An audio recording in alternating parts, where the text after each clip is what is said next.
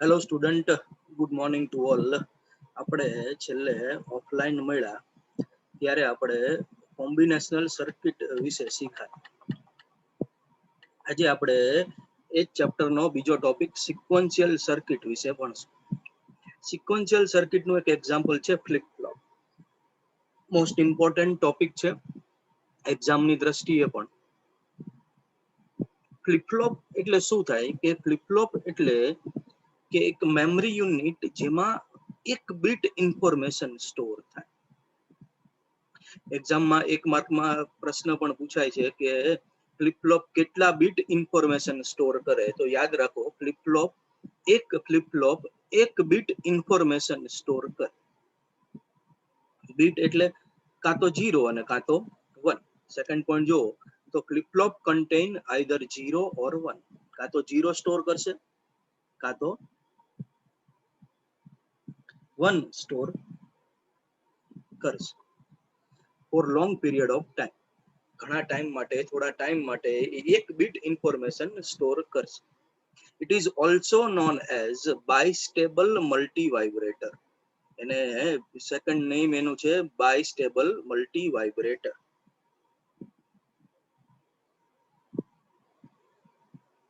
બરાબર. It has two output, Q and Q bar, which are complemented each other. ને બે output generate કરશે Q અને Q બાર, એકબીજાના કોમ્પ્લિમેન્ટ હશે એટલે ઓપોઝિટ હશે. Q નું આઉટપુટ 0 હોય તો Q બાર 1 આવે, Q નું આઉટપુટ 1 હોય તો Q બાર 0 આવે. બરાબર. કોમ્બિનેશનલ સર્કિટમાં આપણે જોયું હતું કે કોમ્બિનેશનલ સર્કિટ છે એમાં બીટ ઇન્ફોર્મેશન સ્ટોર ન થાય, મેમરી એલિમેન્ટ હોય નહીં, પણ ફ્લિપ ફ્લોપ એક બીટ ઇન્ફોર્મેશન થોડા ટાઈમ માટે સ્ટોર કરે. એક બીટ ઇન્ફોર્મેશન સ્ટોર કરશે. નીચે એક એક્ઝામ્પલ છે ડિફરન્સ છે કોમ્બિનેશનલ સર્કિટ અને સિક્વન્શિયલ સર્કિટ. કોમ્બિનેશનલ સર્કિટ અને સિક્વન્શિયલ સર્કિટનો ડિફરન્સ પણ એક્ઝામમાં પૂછાય છે. કોમ્બિનેશનલ સર્કિટ અને સિક્વન્શિયલ સર્કિટનો આપણે ડિફરન્સ જોઈએ. ઇન ધીસ ઓનલી કોમ્બિનેશનલ સર્કિટમાં logic gate are used, no memory element are used. મેં હમણાં જ વાત કરી કે કોમ્બિનેશનલ સર્કિટ હાફ એડર અને ફૂલ એડરમાં મેમરી એલિમેન્ટ હોય નહીં, એટલે ડેટા સ્ટોર થાય નહીં. બરાબર.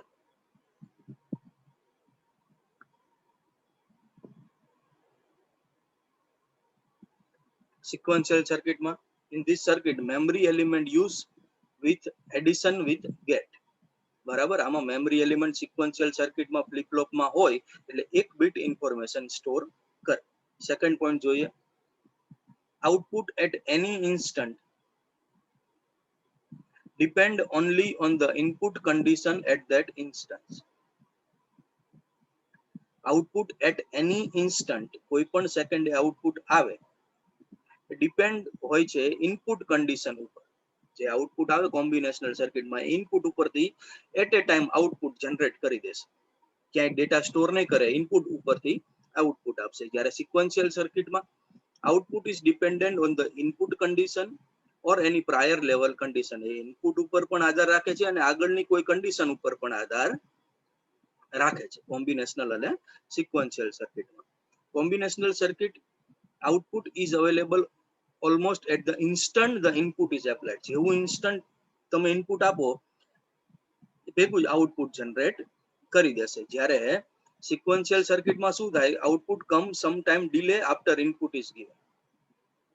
સિક્વન્શિયલ સર્કિટમાં થોડા ટાઈમ પછી આઉટપુટ જનરેટ કરશે, કેમ કે બે એલિમેન્ટ સ્ટોર થાય મેમરીની અંદર.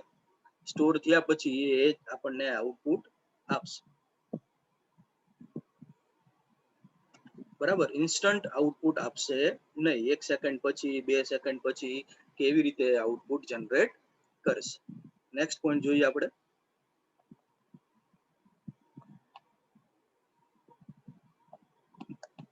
ડિઝાઇન. કોમ્બિનેશનલ સર્કિટની ડિઝાઇન સિમ્પલ હશે, મેમરી એલિમેન્ટ ક્યાંય સ્ટોર થાય નહીં. એટલે એ તો આપણે સર્કિટની અંદર પણ જોયું એટલે તમને ખ્યાલ આવી જાય.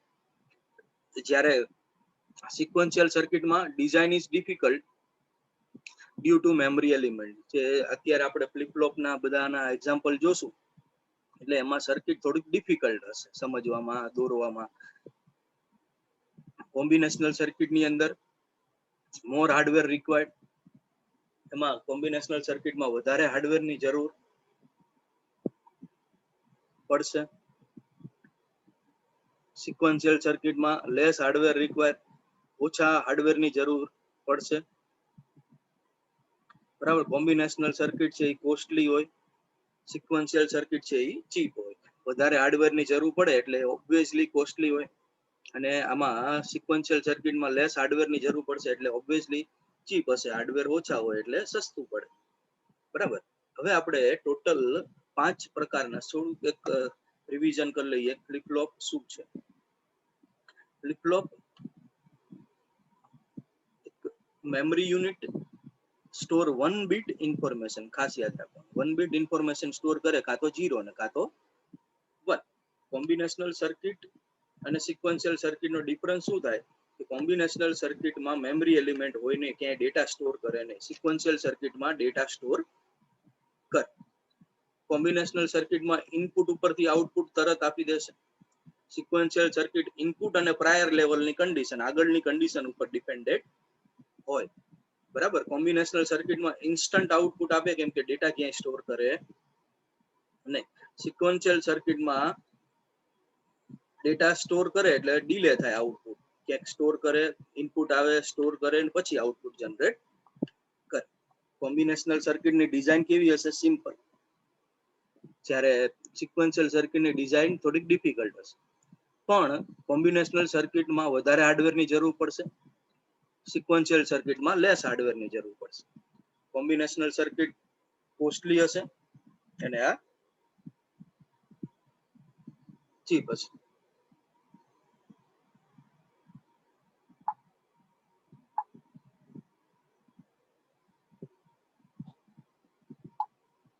બરાબર. RS flip flop, reset set flip flop. R stand for reset, S stand for set. Reset set flip flop.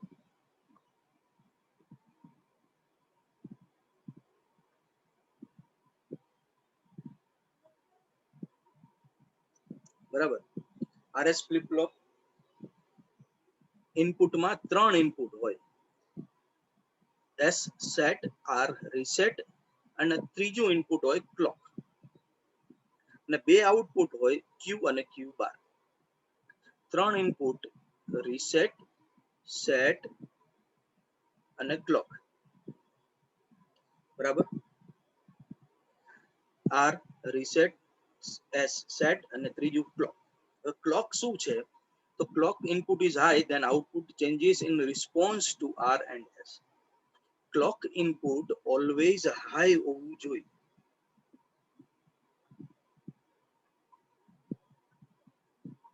Clock input always high હોવું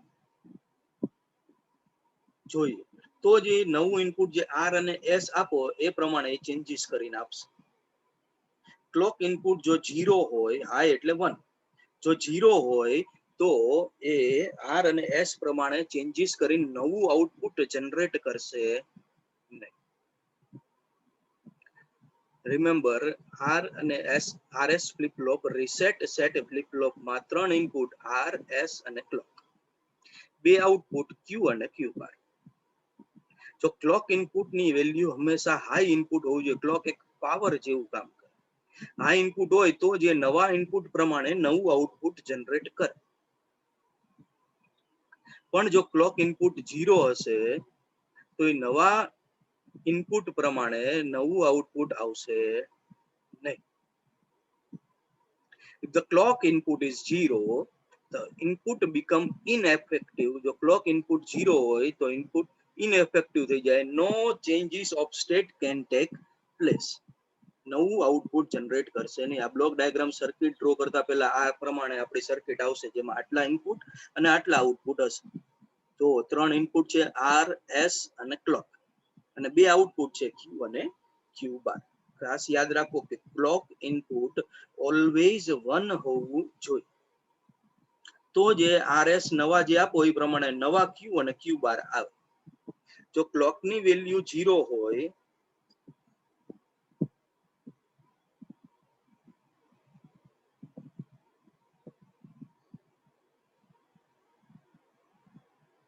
ક્લોક ઇનપુટ 0 હોય તો એ નવું આઉટપુટ આપશે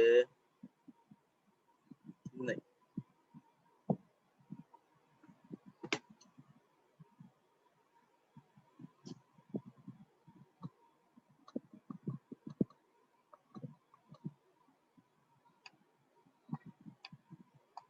બરાબર.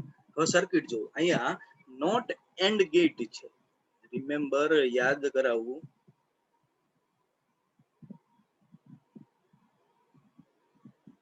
બરાબર.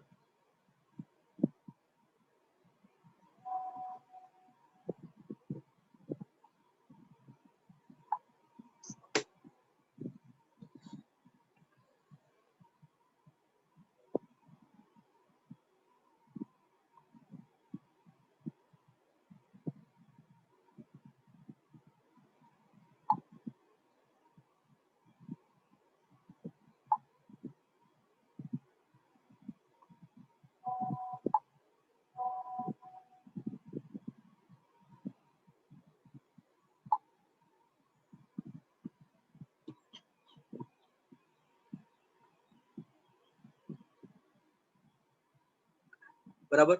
નોટ એન્ડ ગેટ માં ઇનપુટ કેવી રીતે આવે? તો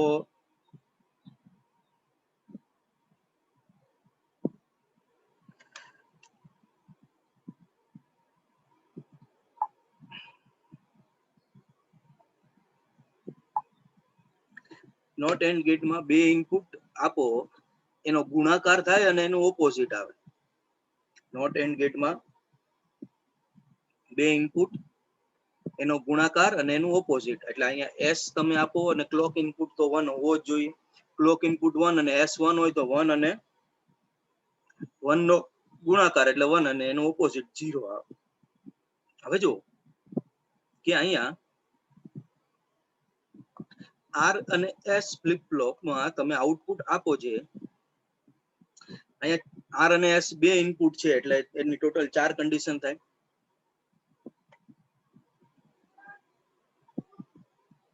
બરાબર. આર અને એસ ઇનપુટ છે એ તમે બે ઇનપુટ છે એટલે ટોટલ 4 કન્ડિશન થાય. આર અને એસ 0 0 હોઈ શકે, 0 1 હોઈ શકે, 1 0 હોઈ શકે અને 1 1 હોઈ શકે.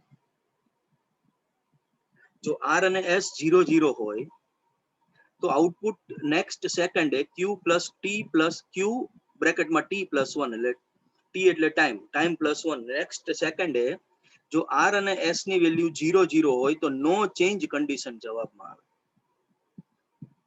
0 અને 1 હોય તો ક્યુ નો આન્સર 1 આવશે.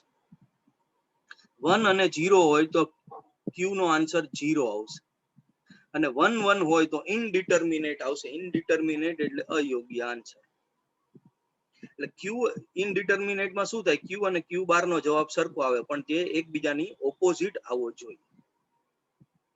ફરીવાર એકવાર વાત કરું, ઉપરની તમે પેલા ડાયાગ્રામ આપણે જોવો તો એમાં બે નોટ એન્ડ ગેટ પાછળ દોરેલા છે ને બે નોટ એન્ડ ગેટ આગળ દોરેલા છે. આર નીચેના નોટ એન્ડ ગેટમાં આઉટપુટ આપેલું છે, એસ ઉપરના આઉટપુટમાં આપેલું છે.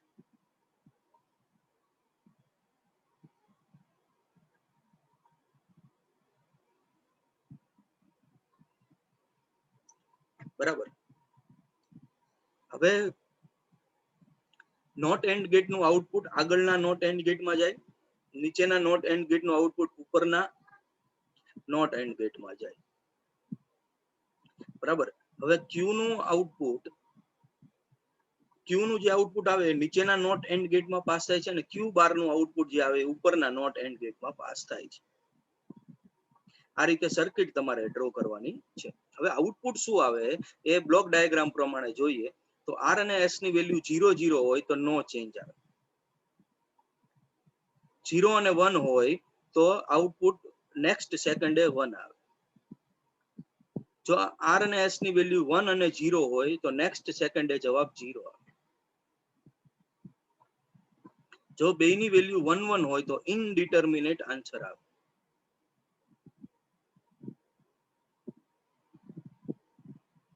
બરાબર. હવે આમાં બ્લોક આપણે ટ્રુથ ટેબલ ઉપરથી એટલો ખ્યાલ આવ્યો કે જો બે ઇનપુટ સરખા હોય એટલે જો પહેલી અને છેલ્લી કન્ડિશન 0 0 અને 1 1 હોય ત્યારે પ્રોપર આન્સર આવતો નથી. એકવાર આવે છે નો ચેન્જ અને બીજી વાર આવે છે ઇનડિટર્મિનેટ. નો ચેન્જ એટલે નેક્સ્ટ સેકન્ડે જૂનું જ આઉટપુટ એમને એમ રહે, કોઈ ચેન્જ થાય નહીં. ઇનડિટર્મિનેટ એટલે ક્યુ અને ક્યુ બાર નો જવાબ સરખો રહે. એટલે શું થયું કે તમે બે ઇનપુટ ટ્રુથ ટેબલમાં જુઓ, પહેલી અને છેલ્લી કન્ડિશન બે ઇનપુટ સરખા હોય, કાં તો બે 0 હોય કાં તો બે 1 હોય ત્યારે પ્રોપર આન્સર આવતો નથી. આરએસ ફ્લિપ ફ્લોપ ની અંદર બે ઇનપુટ જુદા જુદા હોય, 0 અને 1, 1 અને 0, ત્યારે જવાબ બરાબર આવે છે, કાં તો 1 અને કાં તો 0. બરાબર. જે ટ્રુથ ટેબલમાં છે એ જ અહીંયા લખેલું છે. Here QT is output state before the input. Input એટલે QT સમયે કોઈ પણ આપેલું ઇનપુટ, અને T+1 એટલે નેક્સ્ટ સેકન્ડે આપેલું આઉટપુટ. જો R અને S ની વેલ્યુ 0 0 હોય તો આઉટપુટ ચેન્જ થતું નથી. QT+1 is equal to QT. જે QT સમયે આવે એ જ આઉટપુટ T+1 સમયે આવે છે.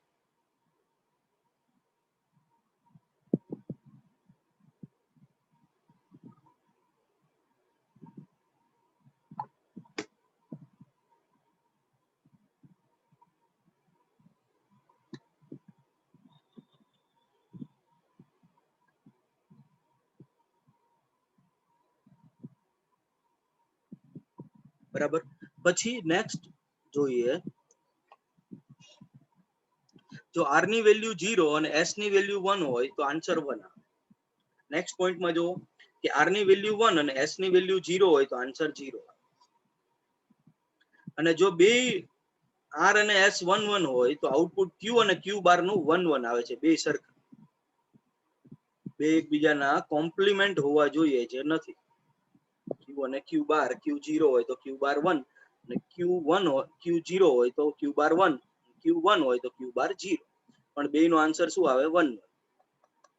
Disadvantage, RS flip flop need 2 data input, reset and set. બે ઇનપુટ જોઈ, રીસેટ અને સેટ.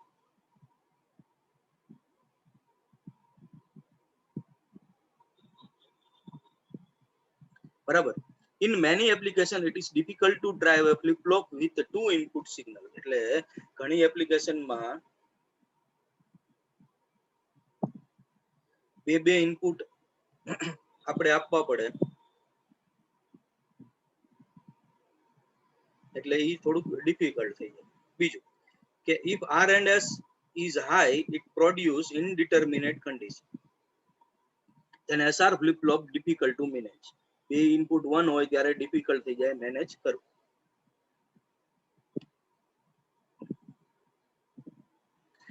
RS ફ્લિપ ફ્લોપ નો ડિસએડવાન્ટેજ શું છે કે બે ઇનપુટ સરખા હોય ત્યારે જવાબ બરાબર આવતો નથી. ટ્રુથ ટેબલમાં જોઈ લો એકવાર.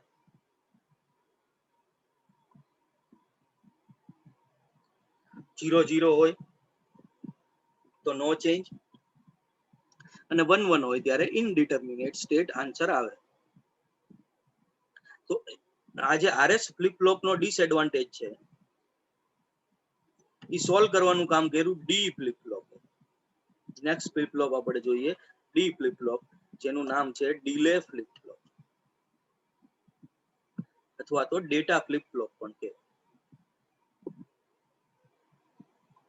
RS ફ્લિપ ફ્લોપમાં બે ઇનપુટ સરખા હોય ત્યારે જવાબ બરાબર આવતો નથી.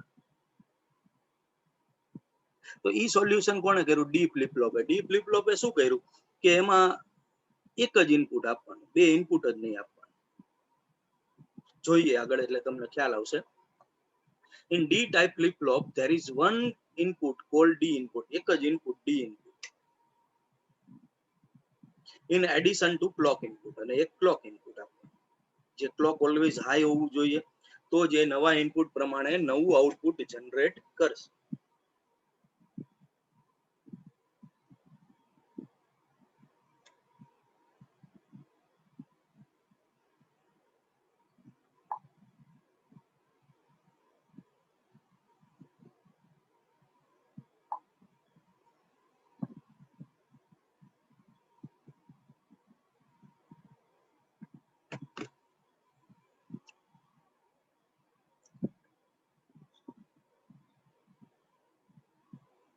The main disadvantage of RS flip-flop is when both input at high level, it produce forbidden condition. જ્યારે બે ઇનપુટ સરખા હોય ત્યારે જવાબ બરાબર આવતો નથી. To eliminate this undesirable condition, the new kind of flip-flop introduced is called D flip-flop. એના આ પ્રોબ્લેમ સોલ્વ કરવા માટે નવી ફ્લિપ-ફ્લોપ બનાવી જેનું નામ છે ડી ફ્લિપ-ફ્લોપ. હવે ડી ફ્લિપ-ફ્લોપમાં એક ઇન્વર્ટર કનેક્ટેડ કરેલું, ઇન્વર્ટર એટલે not gate. So both the input terminal do not same state simultaneously. જો સેમ ડાયાગ્રામ છે આગળના RS ફ્લિપ-ફ્લોપ જેવો, પણ ખાલી ઇનપુટમાં ફેરફાર છે. શું ઇનપુટમાં ફેરફાર છે કે ડી ટાઈપ ફ્લિપ-ફ્લોપ માંથી ઇનપુટ જે આપે છે ઉપરના નોટ એન્ડ ગેટમાં, એમાંથી ઇન્વર્ટ થઈને નોટ ગેટમાંથી પસાર થઈને નીચે જાય. એટલે જો ડી ઇનપુટ 0 હોય તો નીચેના ગેટમાં 1 પાસ થાય, અને ડી ઇનપુટ 1 હોય તો નીચેના ગેટમાં 0 પાસ થાય. બે ઇનપુટ સરખા થાય નહીં.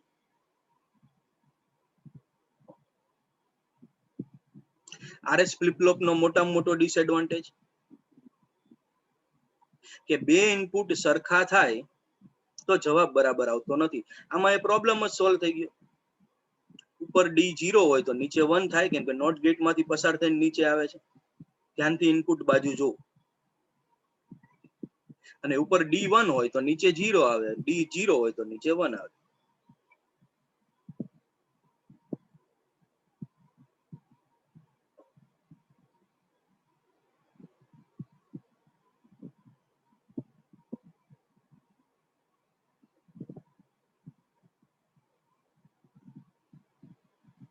બે ઇનપુટ સરખા થાય નહીં, બે ઇનપુટ સરખા ન થાય તો બાકી તો RS ફ્લિપ-ફ્લોપ જેવું જ છે.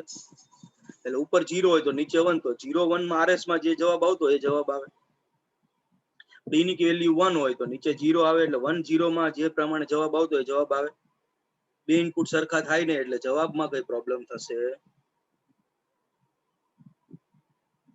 નહીં. બરાબર. when clock is low, input become ineffective. એ તો આપણે આગળ જ જોયું કે ક્લોક ની વેલ્યુ બરાબર ન હોય, 0 હોય તો એ જવાબ બરાબર આપશે નહીં. ક્લોક વેલ્યુ 1 હોવી, ડી ની વેલ્યુ ગમે તે હોય, x એટલે 0 અથવા 1.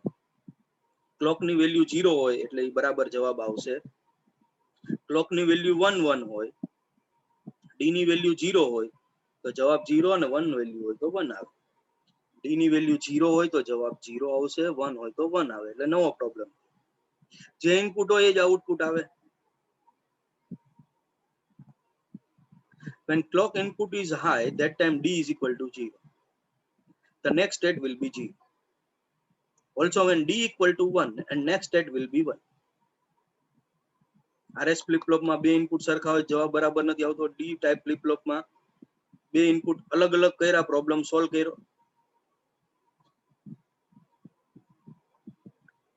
This flip-flop has only one input. આમાં એડવાન્ટેજ શું છે કે એક જ ઇનપુટ હોય.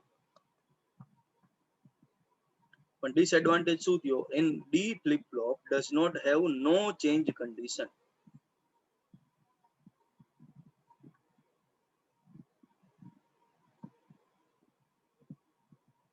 આપણે સર્કિટ જો ઓલામાં ઉપર S નીચે R પસાર કરતા, બરાબર.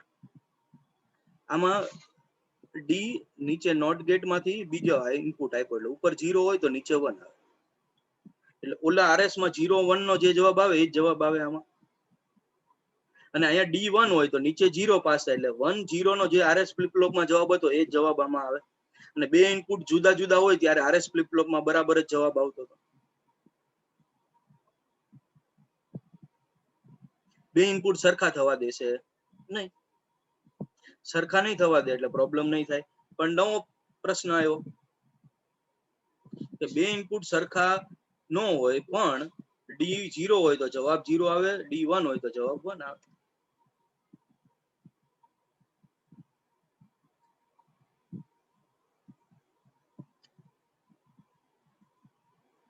હવે થર્ડ ફ્લિપ ફ્લોપ આપણે આગળ ભણીશું જેનું નામ છે જેકે ફ્લિપ ફ્લોપ, જે નેક્સ્ટ લેક્ચરમાં આપણે જોશું. JK flip flop jump and kick flip flop, third flip flop. Total 5 પ્રકારની ફ્લિપ ફ્લોપ છે.